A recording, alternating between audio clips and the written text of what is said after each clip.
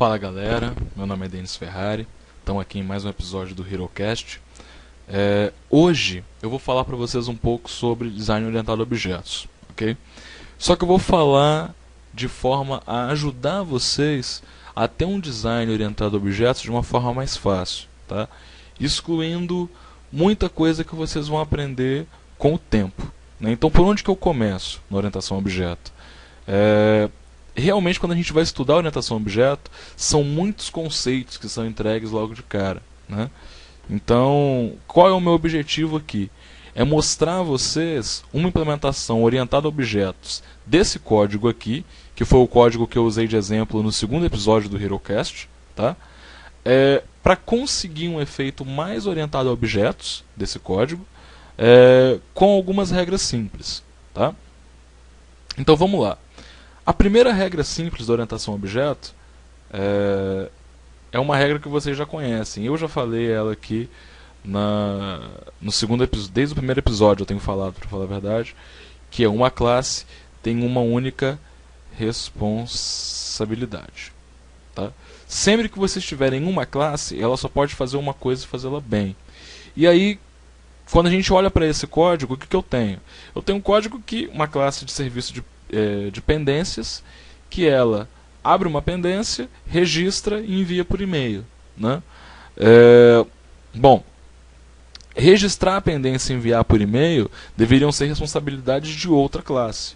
Então, para respeitar essa primeira regra, que é assim a regra mais importante de todas, você transfere os códigos que estão aqui para outra classe. Então, o que eu vou fazer? Eu vou criar aqui uma outra classe, public class, chamada envio de e-mail com open SMTP. Uma classe bem descritiva. E vou criar um método aqui, que não retorna nada, chamado enviar e-mail. O código referente a envio de e-mail é esse código aqui. Então eu vou pegar ele aqui e vou colocar ele na minha outra classe. E vão ter três coisas aqui que ele vai precisar receber: o e-mail, o assunto e a mensagem. Então como é que eu recebo essas coisas? Por parâmetro. O e-mail, o assunto e a mensagem. Agora que eu tenho uma classe que envia o e-mail e eu preciso enviar e-mail nesse trecho, o que eu vou ter que fazer? Eu vou ter que criar aqui uma instância da classe envio e-mail OpenSMTP. Correto? E aí eu vou enviar o e-mail passando o e-mail do usuário, passando o assunto e passando a mensagem. Olha como é que esse trecho do código já ficou mais simples, né? Quem estiver manuseando aqui a abertura de pendência não quer se preocupar como que esse e-mail está sendo enviado. Então a leitura desse código ficou mais simples. Eu sei que aqui eu estou enviando e-mail, eu estou usando essa classe para enviar. Quem quiser modificar a classe de e-mail, tem o código de e-mail centralizado aqui, né? Porém, essa classe ainda está fazendo coisa demais. Essa classe está abrindo, está registrando uma pendência, utilizando uma tecnologia que é a tecnologia ADONET, né? Então eu vou criar uma outra classe aqui também.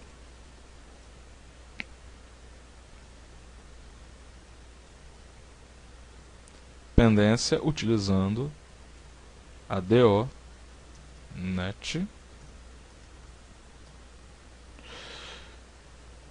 Ele recebe uma string e o que esse método vai fazer, né? Ele vai registrar uma pendência e retornar e-mail. É isso que ele faz. Qual o código referente ao cadastro? Esse código aqui, né?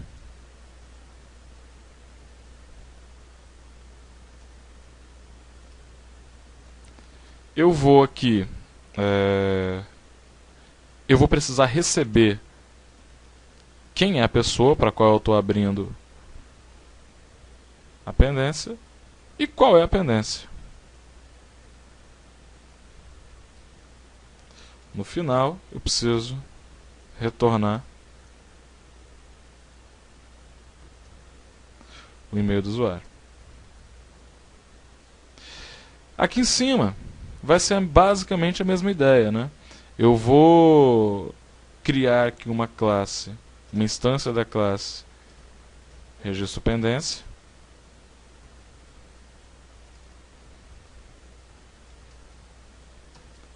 Registro pendência que utiliza a do net. E vou dizer que uma variável e-mail usuário recebe o registro pendência ponto registrar pendência e devolver e-mail para essa pessoa com essa pendência. Pronto. Agora o que eu tenho, gente? Eu tenho uma classe que envia o e-mail. Eu tenho uma classe que registra a pendência utilizando a do net.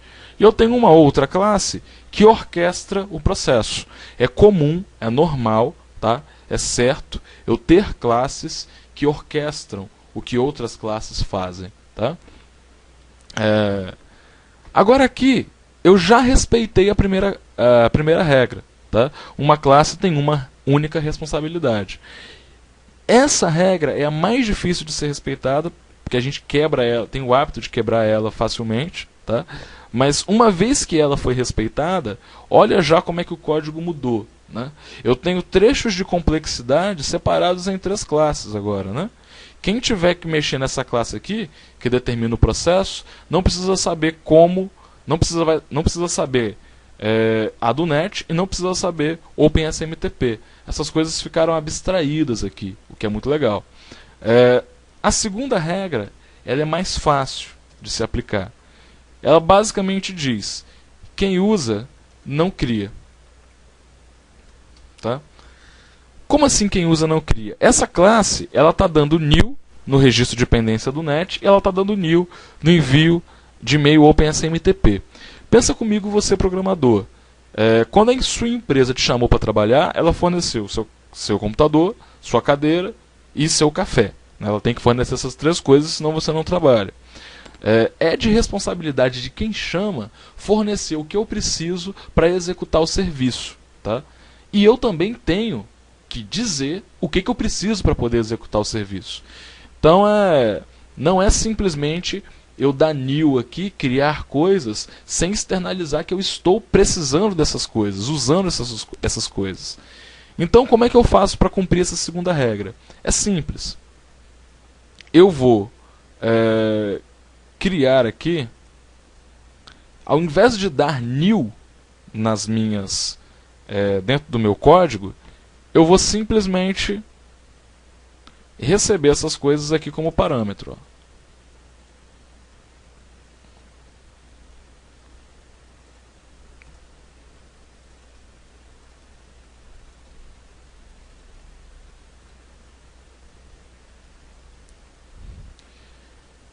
Não vai ter esse código aqui e não vai ter esse código aqui. Aí você fala, ué, Denis, mas como é que você vai passar as classes para lá? Através de propriedades. Eu vou ter uma propriedade aqui desse tipo, com esse nome. E vou ter uma propriedade desse tipo, com esse nome, envio de e-mail. Qual é a tarefa aqui do construtor, né? A tarefa do construtor é receber isso de quem chamou e guardar. No registro da pendência, eu vou receber aqui o registro de pendência, envio de e-mail, receber aqui o envio de e-mail. Ponto. Essa é a segunda regra. Quem usa, não cria. Agora, olha que legal. Registro de pendência. Aqui. Agora, eu liberei a minha classe para poder receber uma instância da classe registro pendência do net ou qualquer classe que herde dessa classe. Tá? O bacana é que, como não é mais minha responsabilidade dar new, eu consigo inclusive tirar a complexidade de criação do objeto daqui. nem todas as classes são fáceis de criar como essas duas classes aqui. Tem classes que são mais complexas. Ou seja, se eu preciso de uma classe para poder trabalhar, quem me chamou que me forneça a classe, assim como é no mundo real. A orientação a objeto busca moldar as coisas dentro do software como elas acontecem no mundo real. Então, se eu preciso, você me fornece e eu utilizo. Ok? Então, cumprindo essas duas regras, a gente já tem um código bem próximo àquele resultado final que eu mostrei no segundo episódio. Tá? A terceira regra é uma regra também simples, que é quem usa não sabe como funciona. Essa regrinha ela não precisa ser aplicada em todos os casos. Eu costumo aplicar essa regra sempre que uma classe envolve tecnologia. Tá? Vamos pensar aqui numa coisa.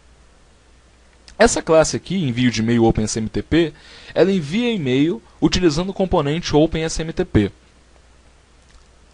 O que saber que essa classe usa o OpenSMTP soma para quem executa o processo no final? Nada. O que esse processo precisa? De uma classe que persista e de uma classe que envie e-mail. Ponto. Em nenhum momento o processo vai te pedir que seja especificamente com uma tecnologia. Ele quer receber uma classe que resolva o que ele precisa para trabalhar. Qual tecnologia é utilizada para fornecer aquilo? Não importa.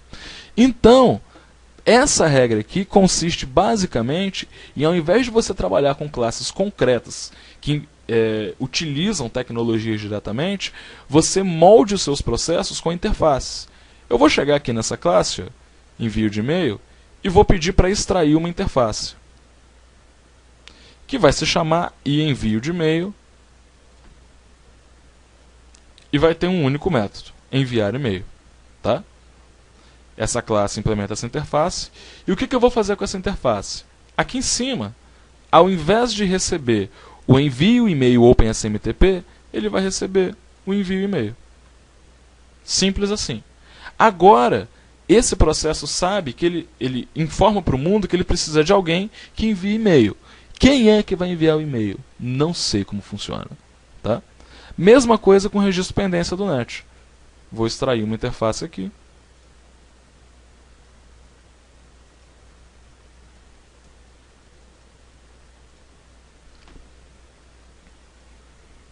Venho aqui e utilizo a minha interface e não a classe concreta. Agora, qualquer tecnologia de persistência vai poder me servir para registrar a pendência, assim como qualquer tecnologia de e-mail. Se eu quiser substituir a classe que persiste, basta eu criar uma outra classe que implemente essa interface usando uma outra tecnologia de persistência. Mesma coisa para essa interface com uma outra classe que implemente uma outra tecnologia de envio de e-mail. Galera, essas três regras aqui são as regras que você tem que ter no coração. Elas vão te ajudar a construir um software mais orientado ao objeto.